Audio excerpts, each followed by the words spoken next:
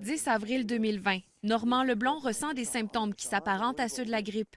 Il était loin de se douter qu'en quelques heures, sa vie basculerait complètement. Je commençais à avoir des vertiges. J'avais 40 degrés de fièvre.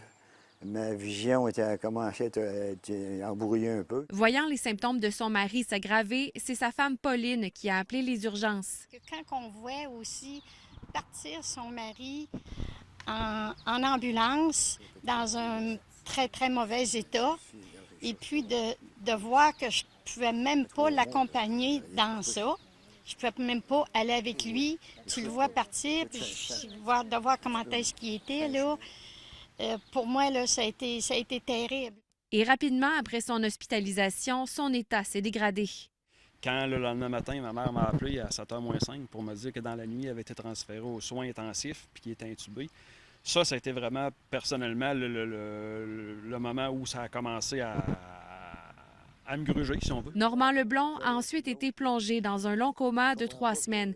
À ce moment-là, impossible de savoir s'il allait passer au travers. Est-ce que vous avez eu peur? Oui, j'ai eu peur. Une fois. Mais ça relève, j'aurais dû avoir peur plus souvent que ça. Là. Je devrais pas être là. Logiquement, je devrais pas être là. Je suis tellement faible et tellement bas là, que c'est un miracle que je sois là. De jour en jour, Normand Leblond se porte de mieux en mieux, surtout depuis qu'il a retrouvé ses proches. La fois que je l'ai revu, c'est quand il est rentré au centre de réadaptation. C'était très, très touchant, très émouvant, puis il me semble qu'on ne pouvait pas croire qu'on était rendu là, avoir parti de si bas, puis rendu là. Normand Leblond devra retourner en réhabilitation dès lundi. Il réapprend à marcher tranquillement.